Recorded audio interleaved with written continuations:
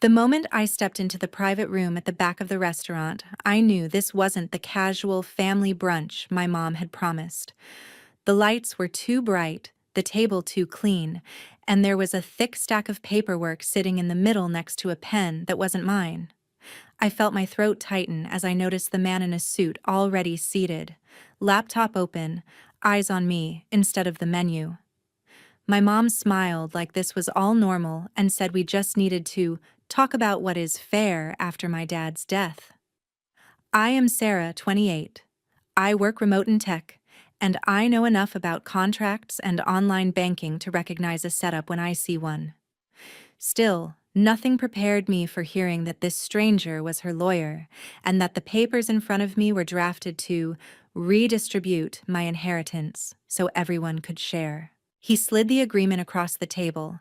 My mom folded her hands like a judge, and the rest of the people in the room stared at me as if I was already guilty of something.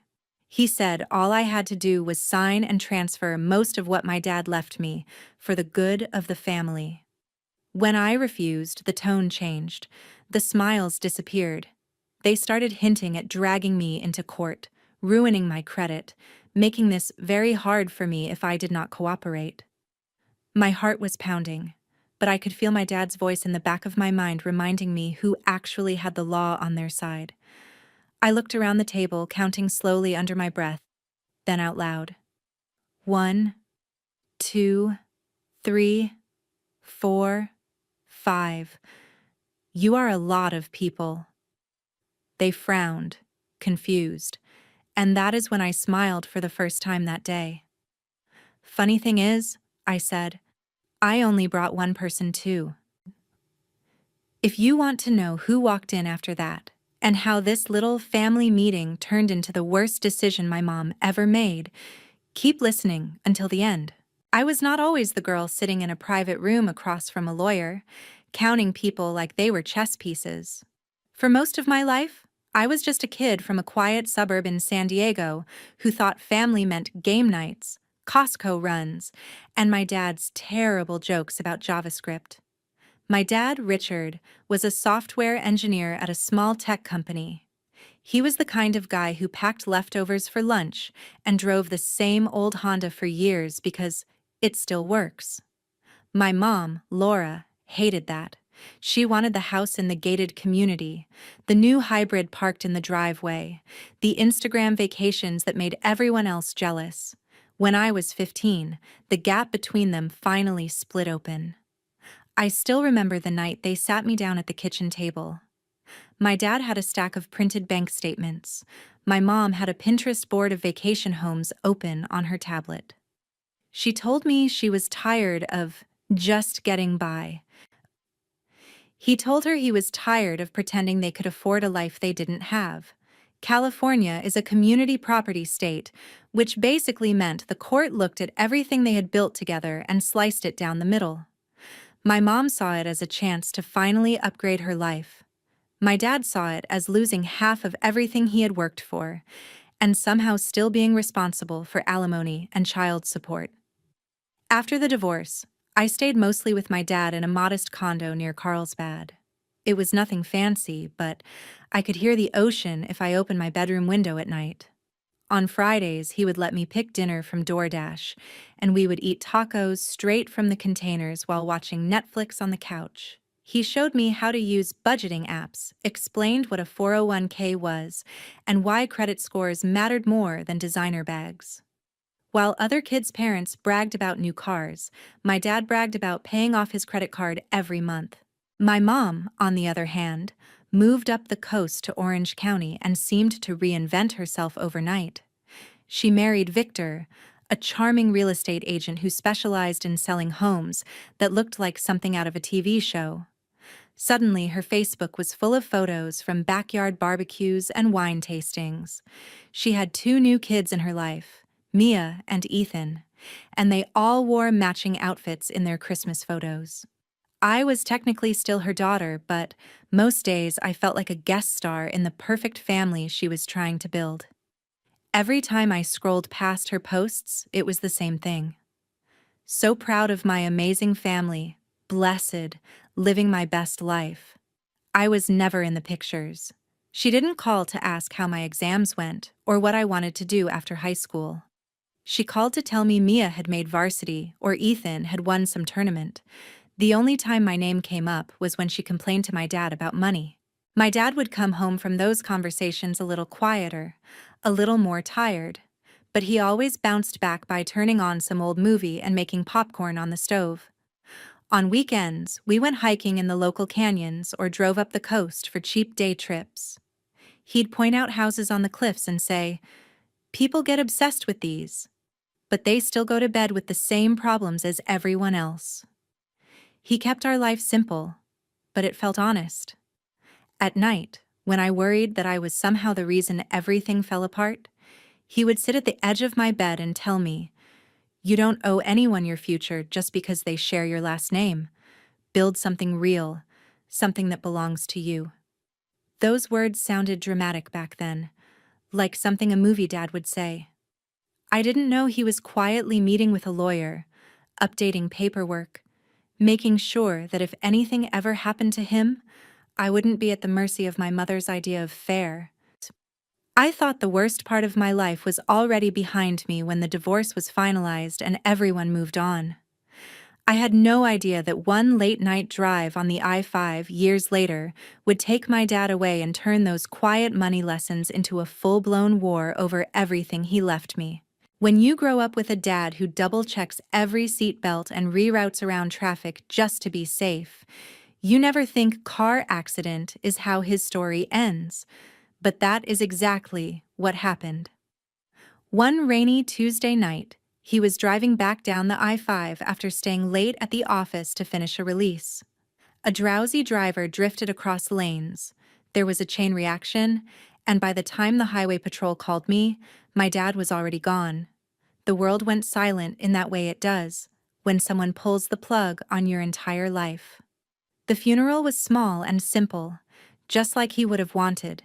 A few co-workers from his tech company, a couple of neighbors from the condo building, and me standing there trying to breathe around the knot in my chest.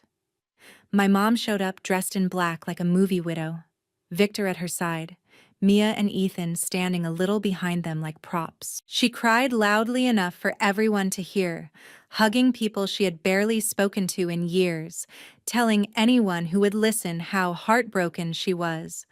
I stood next to his urn, thinking, "You didn't love this man. You loved the life he could not give you." After the service, while people were still drifting toward the parking lot, a woman in a navy blazer and practical heels approached me. She introduced herself as Elena, my dad's attorney. We sat at a metal picnic table outside the church, the air thick with the smell of flowers and coffee.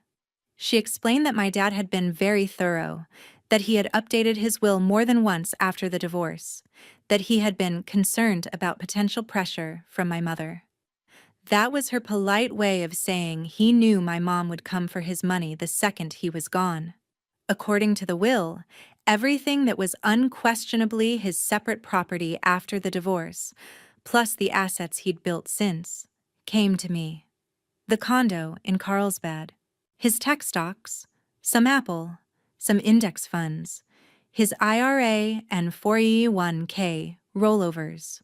It was not billionaire money, but it was the careful, solid wealth of a man who had spent his whole life being responsible. I should have felt guilty hearing that it all went to me. Instead, I just felt sad and weirdly proud, like he had managed to protect me even from beyond the grave. Elena told me about the California probate process, how the court would basically validate the will, oversee the transfer of assets, make sure no one could challenge it without real grounds. She looked me in the eye and said, "Your father was very clear, Sarah. He wanted you to have control of your future without interference." The word interference hung in the air like a storm cloud, and right on cue, my phone buzzed. It was a text from my mom, a long paragraph about how we need to talk, how your father would want you to think about the whole family, how we should handle his estate like adults. She didn't ask how I was holding up. She asked when we could discuss numbers. At first, I tried to give her the benefit of the doubt. I answered politely, said we could talk after probate was underway, mentioned that Dad had an attorney. She ignored that part and went straight to asking rough estimates of what he had left, like she was pricing a listing. When I didn't respond quickly enough, the guilt tripping started. She reminded me of all the times she had taken care of me when I was a kid, how expensive my teenage years were, how Mia and Ethan needed help with college. It was always the same phrase on repeat. You have to think about the family. What she meant was her new family. I forwarded the messages to Elena. She told me not to share specific balances or documents, not to sign anything, not to agree to any private deals. She said that if my mom wanted to challenge the will, she could hire her own lawyer and file in court. But based on the paperwork my dad had prepared, it would be a long shot. I decided to trust the woman my dad had trusted, even if it meant disappointing the woman who gave birth to me. That is when my mom's tone shifted from emotional manipulation to mild threats. She started leaving voicemails about how lawyers were expensive, how this could drag on for years, how my credit could be affected if there was a messy legal fight. She would sprinkle in something sentimental like, "I'm just trying to look out for you," before sliding into, "You don't want this to get ugly, do you?" It was like listening to a sales pitch wrapped in a Hallmark card. The more I held my ground, the more desperate she sounded.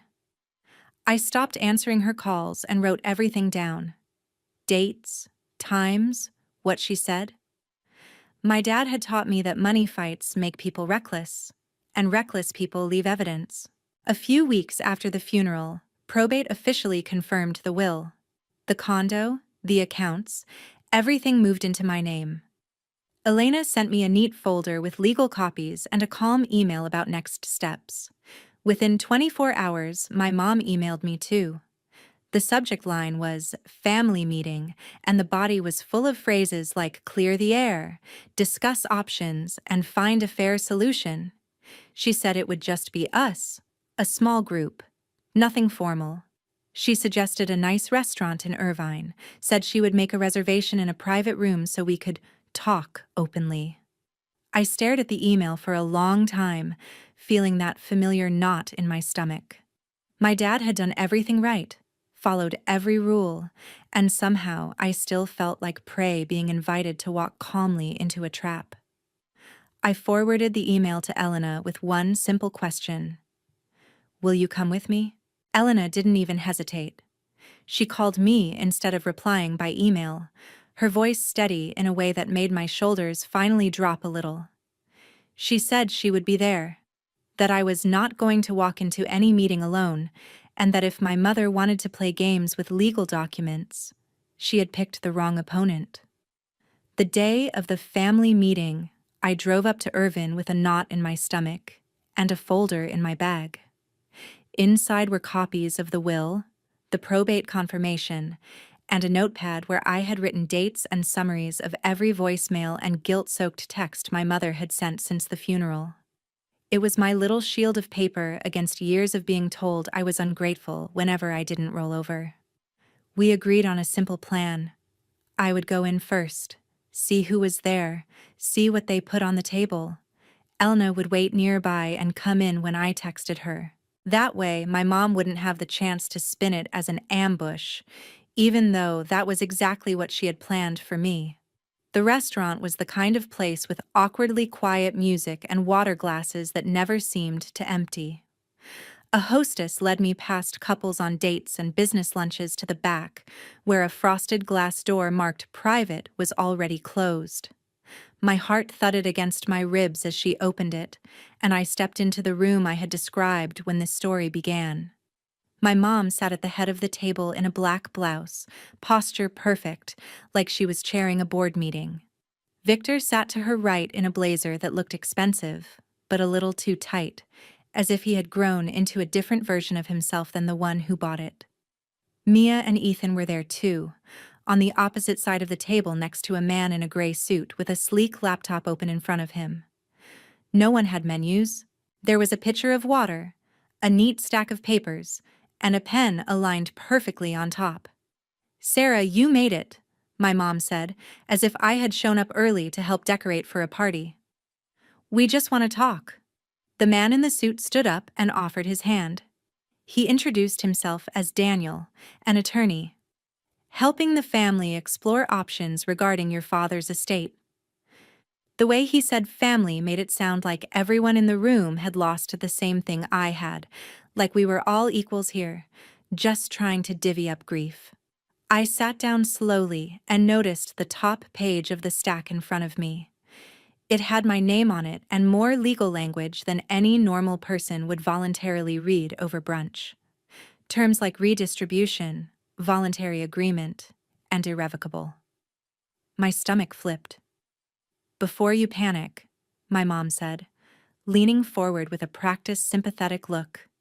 "We just want to make sure everyone is provided for. Your father's will didn't consider the reality of the family now. Things are different." She gestured to Mia and Ethan as if they were line items in a budget. "College is expensive. Life is expensive. This is just about fairness." Daniel took over, explaining that the document was a family settlement agreement that would allow me to transfer a reasonable portion of the inheritance into a shared trust. Reasonable, according to the numbers printed in stark black ink, meant about 65%. He said it in the same tone someone might use to suggest splitting a check. I kept my face neutral, but inside I could feel heat rising.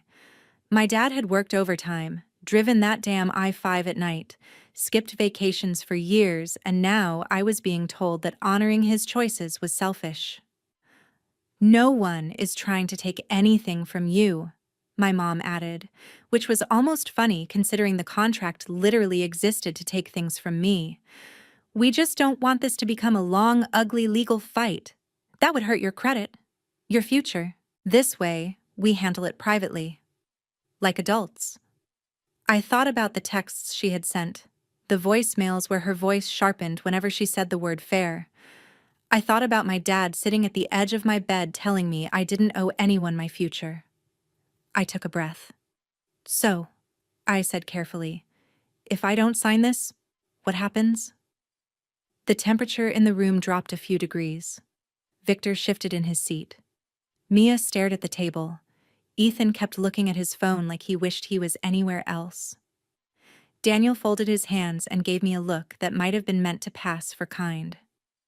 "Then this could become complicated," he said. "Your mother could contest certain aspects of the probate. There could be long delays, legal fees, public records. It might impact your credit or your ability to move quickly with the assets. Conflict is stressful. We're trying to avoid that." My mom jumped back in, her voice tightening just enough to slip the mask. "We're giving you a chance to show you care about this family. You're not the only one who lost something, Sarah. Mia is applying to colleges. Ethan has his whole future ahead of him. We are asking you to do the right thing." I looked at each of them. The lawyer ready to bill by the hour. Victor, who had married into my mother's hunger for status. 2 teenagers who had grown up in a world where I was a footnote. And my mother, who could cry on command and talk about love while pushing a pen toward my hand. I could feel my pulse in my fingertips, but my voice came out calm. "How many of you are there again?" I asked softly, mostly to myself at first. My mom frowned. "What does that have to do with anything?" I let my gaze slide around the table as if I was counting place settings. "1," I said, nodding toward my mom. "2, to Victor. 3, 4, for Mia and Ethan." I paused on Daniel. 5. The room went quiet except for the low hum of the restaurant outside the door. "You are a lot of people," I said finally, meeting my mom's eyes. Confusion flickered across her face, then irritation. "Sarah, this isn't a joke." I smiled, and for the first time since I walked in, I felt something other than fear. I felt ready. "You're right," I said. "It's not." I reached down, pulled my phone from my bag, and tapped out a single word I had already typed into a draft before I arrived. Then I set the phone face down next to the untouched pen. Funny thing is, I added, I only brought one person too. A soft knock sounded on the door a few seconds later, sharp and precise. The hostess opened it just enough to let a woman in a navy blazer step through, a familiar folder in her hand, and a calm, professional smile on her face. "Hi, Laura," Elena said politely. "I hear you wanted to talk about Sarah's inheritance." After that meeting, my mom stopped pretending to be hurt and started acting like someone who had just lost a bid on a very expensive house. She walked out of the restaurant stiff and silent, Victor at her elbow, her lawyer mumbling something about revisiting options. Elena and I stayed behind for a few minutes, just long enough for my hands to stop shaking. She told me I had handled it exactly right, that I had every legal right to say no, and that if my mother tried anything else, we would deal with it. I wanted to believe that was the end of it. For about 3 days, my phone was quiet. No guilt-tripping texts, no long voicemails. I almost let myself think maybe the shock of having a real attorney walk in had scared my mom straight. Then the messages started again, but colder this time. She sent a long text about how disappointed she was, how ashamed my father would be, how money has changed you. She hinted that if I kept being stubborn, I might regret how complicated things could get with accounts and paperwork. It did not sound like a threat of more brunch meetings. It sounded like a warning from someone who had finally accepted she could not get what she wanted by asking nicely. I forwarded everything to Elena. She told me to keep every message and not respond. Then she added something that made my stomach twist. If she can't move you emotionally, she might try to move you financially. That night, I sat at my kitchen counter with my laptop open and went through every account I had. I changed passwords, turned on two-factor authentication for my bank and investment apps, checked security questions, and froze my credit with the 3 major bureaus. It was the grown-up version of barricading the door, one app notification at a time. My dad used to say, "In this country, your data is worth more than the cash in your wallet." I never really felt the weight of that until I was clicking through settings with my heart pounding, imagining my mother whispering my childhood address and first pet's name into some login screen. A few days later, I got an email that looked exactly like the kind my bank usually sent. Same logo, same colors, same subject line template. Important, action required. The only reason I hesitated before clicking was because the timing felt wrong. I had just updated my security, and the universe is rarely that on the nose. I hovered over the link instead of tapping it. The URL was close but not quite right, the kind of fake domain you only notice if you are already suspicious. My skin went cold. Someone had not just guessed my bank, they had paid attention. I called the bank directly using the number on the back of my card. They confirmed they had not sent any security emails that week, and there had been at least one failed login attempt from an unfamiliar device on one of my investment accounts. The representative helped me lock everything down even further, then told me to file a report with local law enforcement and the bank's fraud department. It felt surreal to sit in my small living room, Netflix paused on some dumb sitcom, while I explained to a detective over the phone that my own mother might be trying to fish her way into my inheritance. He suggested I also submit a complaint through the FBI's Internet Crime Complaint Center, IC3. It sounded intense, like something people did when strangers overseas stole their crypto, not when their mom lived an hour up the freeway. Still, I filled out the form, attached screenshots, emails, and the bank's notes about failed logins. Elena reviewed everything and told me I did the right thing. "If this escalates," she said, "you'll want a clear trail that shows you didn't just imagine this." The next step was protecting the one thing I had never really thought about as part of my security: my actual front door. I ordered a Ring doorbell camera and a couple of small security cameras during my lunch break one day, the way some people impulse buy shoes. They arrived 2 days later in cheerful cardboard boxes. Installing them made me feel ridiculous and empowered at the same time. I walked around the condo with my phone, checking angles, making sure every door and the area near the building's mailbox were in view. It felt dramatic until I imagined my mom leaning over my mailbox or sitting in her car out front, connecting to my building's guest Wi-Fi and pretending the internet itself owed her a cut. For a little while, nothing happened. The cameras sent me notifications when the mail carrier came or when my neighbor dragged his trash cans past my door, but that was it. I went back to my normal routine: remote work, yoga videos on YouTube, late night scrolling on Reddit. One night, unable to sleep, I posted a long, anonymized version of my situation on our legal advice.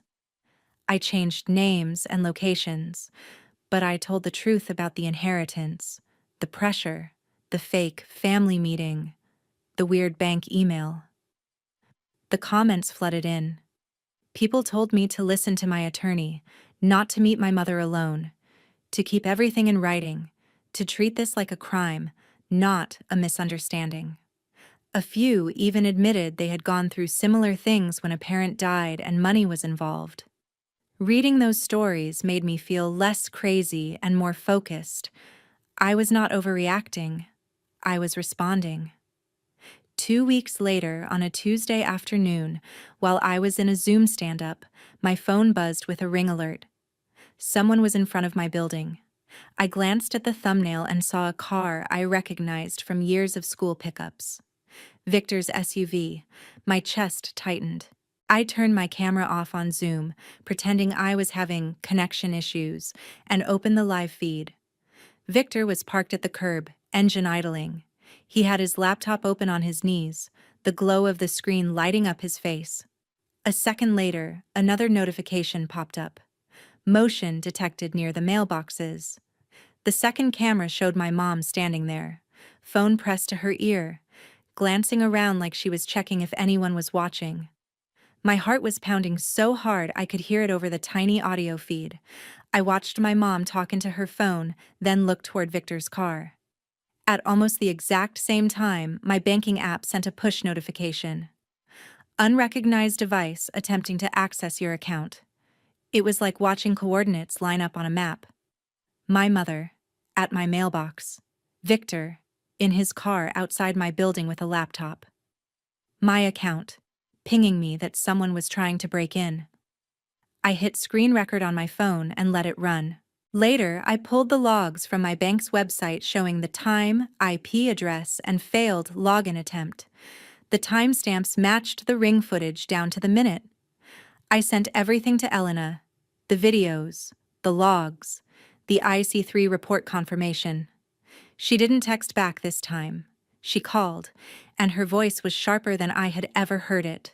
"This isn't just harassment anymore," she said. "This is attempted identity theft. They're not just pushing you, they're breaking the law." The next day, with her help, I filed a formal police report and updated my complaint with the FBI's cyber unit. It felt like crossing a line I could never uncross, but I kept replaying the image of my mother at my mailbox and Victor hiding in his car like a teenager trying to steal Wi-Fi. Whatever this was, it stopped being family drama the moment they tried to put their hands on the money my father left me by pretending to be me. I had spent months feeling like I was always one step behind their schemes. Now, for the first time, I had something they couldn't spin away with tears or guilt: hard, ugly digital proof. And that was the moment this stopped being a private war and turned into a case a judge would have to look at, with my mother and her perfect new life under the harshest light possible. I always thought courtrooms only looked like that on TV, all polished wood and heavy air, but the real one in downtown San Diego felt even heavier, like the walls themselves had seen too many people lie and break down and pretend they were sorry. I sat at the plaintiff's table next to Elena, my hands wrapped around a cup of coffee gone cold, staring at the flat screen across from the judge's bench. That was where my life was about to play in high definition. My front door, my mailbox, my inheritance, and the people who decided they deserved it more than I did. On the other side of the room, my mom sat next to Victor. Her hair done, makeup perfect, outfit carefully chosen to scream responsible citizen instead of woman who tried to get into her daughter's accounts. Their lawyer was a different guy this time, older, more polished, the kind of man who probably believed he could talk anyone into anything. Mia and Ethan were in the second row behind them, dressed like this was a school assembly. They would not be testifying, but they could not pretend they did not know why their parents were here. When the judge walked in, everyone stood. I felt my knees wobble slightly, like they were remembering that they used to belong to a kid, not someone about to listen to her own mother be described as a criminal. The prosecutor laid it out calmly. Attempts to access protected financial accounts, fraudulent emails, coordinated behavior captured on video and in digital logs. He did not use dramatic language. He just stacked facts on top of facts until there was a tower I knew my mother could never climb down from. Elena had prepared me for everything. I had seen the exhibits ahead of time, but something about watching the screen flicker on and seeing my front door from the perspective of that little camera made my stomach twist. The video showed the date, the timestamp, that dull gray afternoon. It showed my mom standing at the mailboxes with her phone pressed to her ear, glancing around like she was doing something as small as gossiping, not as big as trying to steal my name. Then the feed switched to the angle on the street. Victor, in his SUV, laptop open, the blue-white glow lighting up his face as his fingers moved on the keyboard. A fractional delay, and the prosecutor pointed out how, right at that moment, my bank logs recorded a failed login attempt from an unfamiliar device. Then they displayed the screenshot of my banking app notification, the one that had made my heart hammer while I watched the live ring feed. The timestamps lined up almost perfectly. It was like watching a crime documentary where the villain was played by your own family. Their lawyer tried to spin it. He said there had been a misunderstanding, that my mother had simply been checking on paperwork, that Victor had been helping with online access, that they thought they were logging into some old joint account from the marriage. He tried to paint me as paranoid, resentful, making a drama out of grief and confusion. I just sat there and listened, because I knew what was coming next. Elena stood up, calm and precise. She reminded the court that the will had been fully probated, that my father's accounts had been in his sole name, then mine. No joint access, no gray area. She put up the emails, the fake bank link, the IC3 complaint, the messages where my mom had hinted at accounts and paperwork becoming complicated if I did not cooperate. She played one of the voicemails where my mother's voice slipped just enough to show the threat under the sugar. By the time I took the stand, the story was already clear. My job was not to perform. It was just to tell the truth in the same steady way my dad would have told a bug report. I explained the family meeting, the settlement agreement they had tried to push in that private room, the pressure, the threats, the sudden appearance of phishing emails after I refused.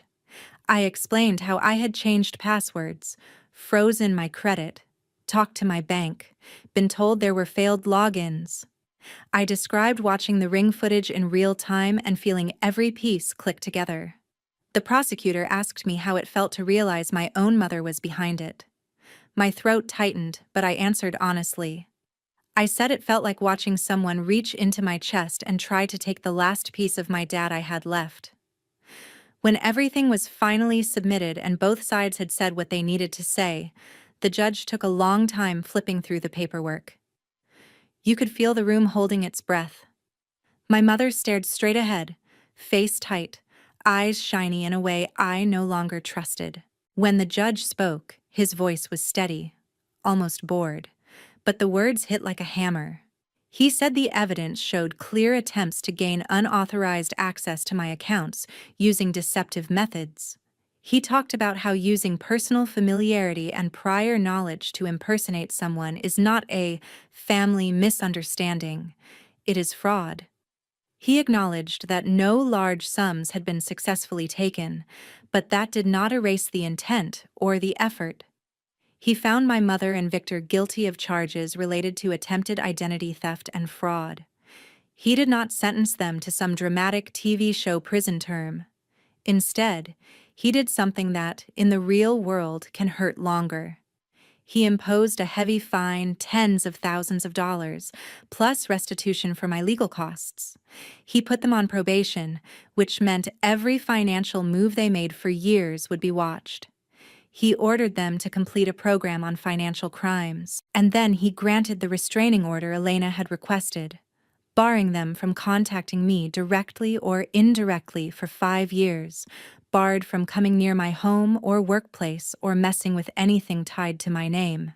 He also noted Victor's real estate license and referred the case to the licensing board. I saw the exact moment Victor understood what that meant. His shoulders sagged like someone had just taken a key piece off the board.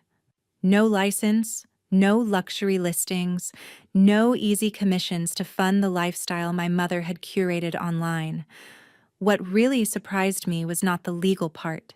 It was the silence after. When we stepped out into the hallway, there were no dramatic screams or thrown punches. My mom did not chase me down to beg. She just stood there, staring at a spot on the floor, her carefully arranged life crumbling in ways she could not fix with a filter or a caption. For years, she had posted about being blessed. Now, she avoided everyone's eyes like she finally understood that blessings are not something you steal from your own child. I walked past her without stopping, not to be cruel, but because there was nothing left to say that the judgment had not already said better.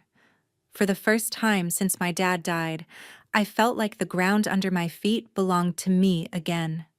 Not to my mother's version of family, not to her hunger for fairness, but to the girl my dad had raised to understand that real value is something you protect, even when the person trying to take it shares your last name. In the weeks after the verdict, my life did not magically transform into some glossy after picture. But for the first time in a long time, the silence in my condo felt like peace instead of loneliness. I woke up without checking my phone in a panic, half expecting some new threat or guilt-soaked voicemail. The only notifications I saw were the usual: Slack pings from work, emails from my manager about a new sprint, reminders from my budgeting app. My accounts were safe. My doorbell camera showed nothing more dramatic than Amazon packages and my neighbor walking his dog. It was strange how normal safety looked once you finally had it back.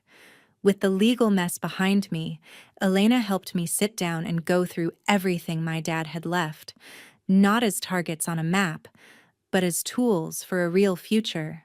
We shifted some of his carefully chosen tech stocks into broad index funds, set up an emergency fund, and created a plan for my retirement that would have made him proud. Instead of feeling guilty every time I opened my banking app, I started to feel capable. Like I was not just holding on to what he gave me, but actually growing it. I kept my job in tech, working remote from the same condo we had once shared. Some mornings I would sit at the small dining table with my laptop, coffee from the drive-through Starbucks down the street, and look toward the empty chair where he used to sit with his own mug and a stack of printed code. It hurt, but in a clean way, like a scar that had finally healed over. Therapy helped with the rest. I found a counselor who specialized in grief and family trauma, someone who did not flinch when I said, "My mom tried to steal my inheritance," out loud. We talked about boundaries, about how family is supposed to protect you, not burn you for parts, about how I could carry my dad's memory without carrying every bad decision my mother made. Slowly, the knot in my chest loosened. I realized I had spent years trying to earn a place in a version of family that had never really included me. Losing that fantasy hurt less than I thought it would. It was like waking up from a dream where you were always the extra chair at the table. I started showing up in different places instead. A local yoga studio where no one knew anything about my last name, just that I always grabbed a mat by the window. A community meetup for women in tech who traded stories about bad code and worse bosses, but also about supporting each other's careers and goals. Online, I drifted away from doom scrolling and towards communities that actually helped people. I messaged a moderator on our personal finance and asked how I could give back without oversharing. Together, we cleaned up my old anonymous post on our legal advice and turned it into a cautionary tale. How to document financial abuse, how to protect your accounts, how to recognize when family conversations about money have crossed the line into manipulation. With part of the restitution and a portion of my inheritance, I made a donation to an organization that supports victims of identity theft. It felt right that some of the money my mom tried to steal ended up helping people whose lives had been ripped apart by the same kind of crime. I did not blast it on social media. I just kept the confirmation email in a folder labeled, "Dad would like this." As for my mom, the consequences the judge handed down did exactly what they were supposed to. The fines and legal fees forced her to sell the big house she used to brag about online. Victor's license issues meant fewer deals, less income, fewer posts about closing another dream home. Their Instagram feed slowed, then shifted from champagne and sunsets to vague quotes about starting over and learning who really has your back. None of those posts had my name on them. The restraining order kept them out of my inbox and away from my front door. Mia and Ethan did not reach out, and I did not go looking for them. Maybe one day, when they are older and sift through the pieces on their own, they will see what really happened. Maybe they will hate me for it, or maybe they will quietly understand. Either way, that choice belongs to them, not to me. People sometimes say, "But she's still your mother," like biology is some kind of moral shield. What I learned is that shared DNA does not give anyone the right to your future. Love is proven in how people protect you when it is inconvenient, not in how loudly they say family when money is on the table. My dad's real inheritance was not the condo or the accounts. It was the spreadsheet he taught me how to read, the credit score he told me to guard, the idea that integrity matters even when no one is watching. It was the courage to walk into a room full of people who wanted to take everything and say no. If you have never been through a family fight over money, I hope you never do. But if you are sitting there right now with a knot in your stomach, watching someone you love try to twist your loyalty into leverage, I want you to hear this clearly. You are not selfish for protecting what is yours. You are not cruel for setting boundaries. You are not a bad daughter or son for refusing to be scammed by someone who happens to share your last name. In a world where so much of our life is tied to passwords, accounts, and paper trails, the most important thing you own is your ability to say, "No, this stops here." My mom tricked me into a family meeting, and she walked away thinking she could threaten me into handing over my inheritance. What she did not count on was that my dad had already given me something worth more than every dollar she chased. The knowledge that real family protects your future, they do not try to steal it.